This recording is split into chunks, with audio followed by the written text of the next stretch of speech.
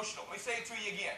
9 out of every 10 people that are born come into this world and leave it having very little major league things happen in their lives, very little impact, very little memory, very little significance, very little contribution. 9 out of 10. So that's the norm. What that ought to tell you, first of all, is that if most of the people you know think you're crazy to be doing this, in fact, if 93% of the people you know think you're crazy to be doing this, you're probably doing the right thing. But most people take counsel from the 93% because that's where everybody is. That's where your spouse is. That's where your parents are. That's where your best friends are.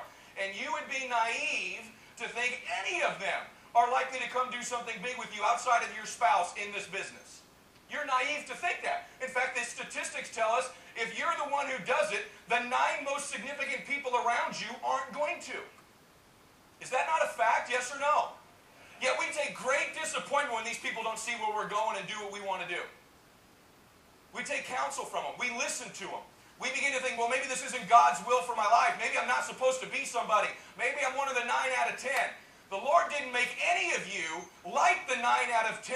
You are conditioned in this life to begin to think you're average and ordinary. You are conditioned in this life to begin to think it's okay to be average. It's okay to exist. It's okay to do all right. It's okay just to be a good person. The world conditions you to think this. Do they not? Yes or no? The Lord makes no faulty equipment. The Lord didn't make you. He made you in His image and likeness. He didn't make you average and ordinary. But the world begins to show you you're like everybody else, and most people walk like everybody else, talk like everybody else, live like everybody else. Then there's this little window, and it should be much bigger, but it's not. There's this little window over here where all the joy is, all the pleasure is, all the peace is, all the winning is, all the achievement is. And then everybody else watches and claps and criticizes. You got to decide whether it's WFG or not, brother, sister, really. Forget WFG for a second. I don't even really care about WFG in your life, to be honest with you. If you use this as a game to go win big like I did, amen for you. You couldn't pick a better game to play. It's the most rich game you could play with, I believe, providing the richest life. But forget that for a second. Let's talk about you. You need to decide who you are. And which one of the roads are you going to take? See, in life, there are 2 roads. You know the poem by Frost, The Road Less Taken. In life, there's always 2 roads. We're going to talk about those roads as we go. There's the road where the 90% go, and then there's a road where the 10% are courageous enough to trail long term. You, by getting associated with WFG, have already changed the road you're on to go down the narrow road. But most of you, when it gets cold and dark and tough, and you can't see where you're going anymore, you don't even remember why you got on the road, most people will surrender, retreat, and take the easy big road that everybody takes. And as I tell you that, you remember in 6 months when you quit that I told you that. You think about it when you quit. You give it some long thought the day you stop showing up to meetings, the day you stop getting your dadgum license, the day you pack it in. You were on the right dadgum road. You didn't have the courage, the cuyanes, to stay on it.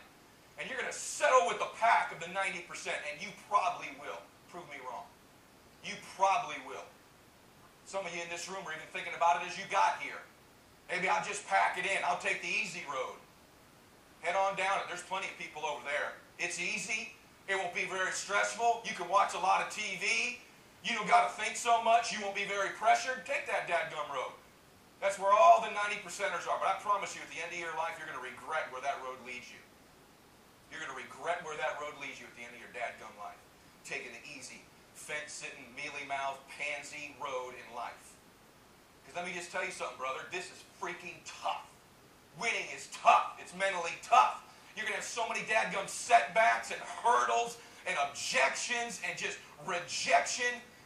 Maybe you don't want it bad enough. Maybe you didn't think I was going to talk about that today. I'm not pulling any punches with you. I don't care about WFG as far as it concerns you. I care about the man you're supposed to be.